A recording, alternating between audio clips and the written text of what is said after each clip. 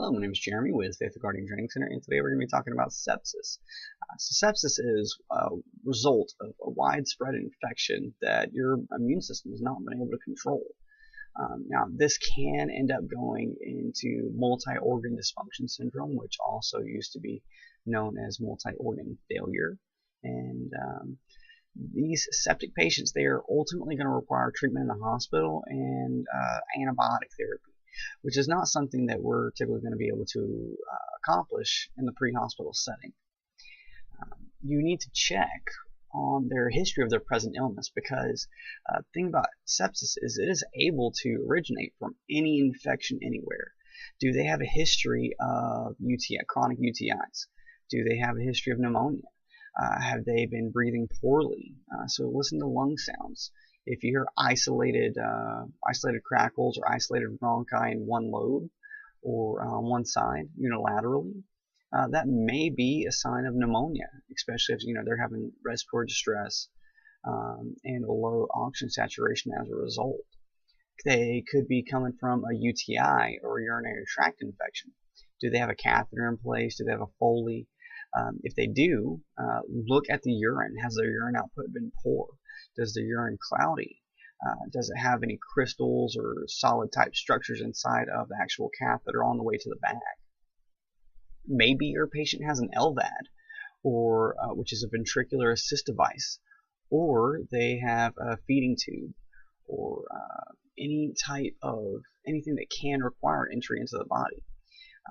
And that's going to provide the pathogen, the root cause of this issue, easier access into the body system. So keep in mind, sepsis can result from any infection, and it's just an infection that's gotten out of control.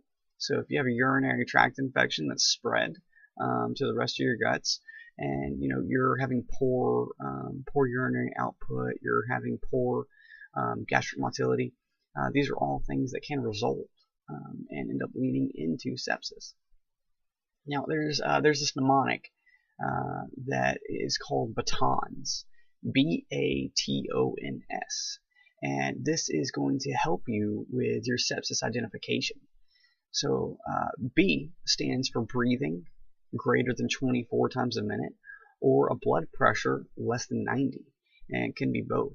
So sepsis patients, they are going to be in a state of metabolic acidosis, which is going to push the body into a state of respiratory alkalosis, which is going to lead to that elevated respiratory rate as they're trying to breathe off those acids, the CO2, excess CO2 that their body's creating, and things like that. Next, you're going to have AMS, or altered mental status, for your A. And so with people who have a lack of perfusion, that is going to lead to an altered mental status. And so if you have somebody that has an altered mental status, they're not perfusing, they need oxygen, they're likely going to need fluids, because this is a really serious infection. This is a really serious ailment, and they need to be treated for it. So again, B, breathing greater than 24 times a minute, or blood pressure lower than 90 for that systolic. And A is going to be altered mental status.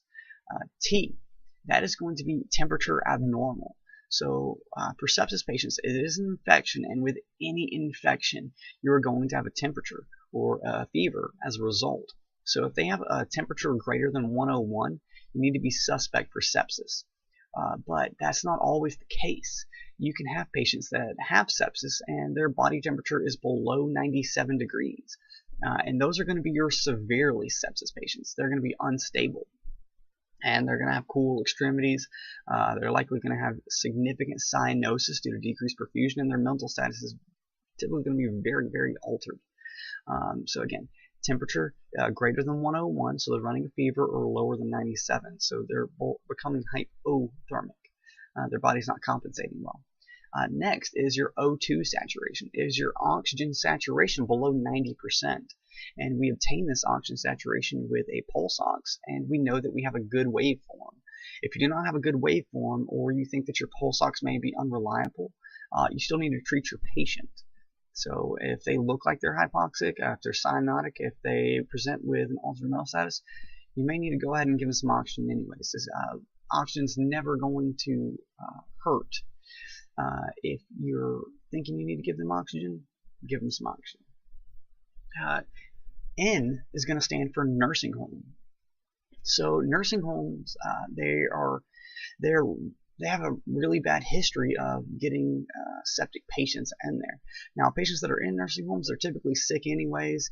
They typically require a lot of care. So sometimes it's just complications of the care that they have, such as people who are in there for pneumonia or for UTIs, have their catheters and they're not getting replaced, or they're getting replaced and they're just not getting cleaned adequately. And this is just one of those things that you need to be a little bit more suspect whenever you go into a nursing home. And finally, S stands for sick patient.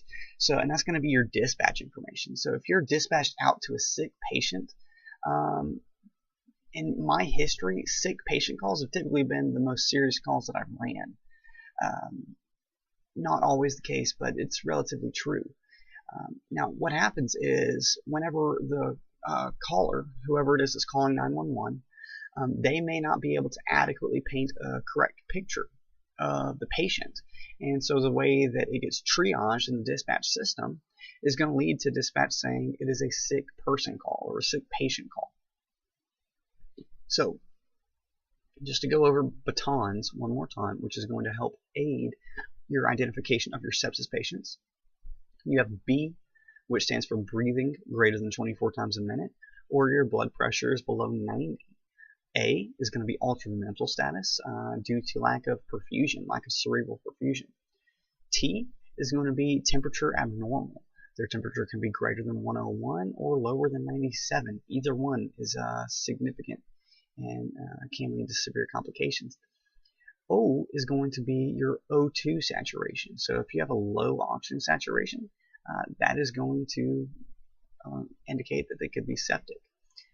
N for nursing home, because nursing homes can have a lot of septic patients because they have a lot of sick patients. And S is going to be sick person or sick patient as for a dispatch information. So if you combine all of these things together, it is definitely going to indicate that your patient may be septic and you need to treat them accordingly. But as always, these are just guides, and this is if your patient needs 3 or more, chances are they're likely going to be septic.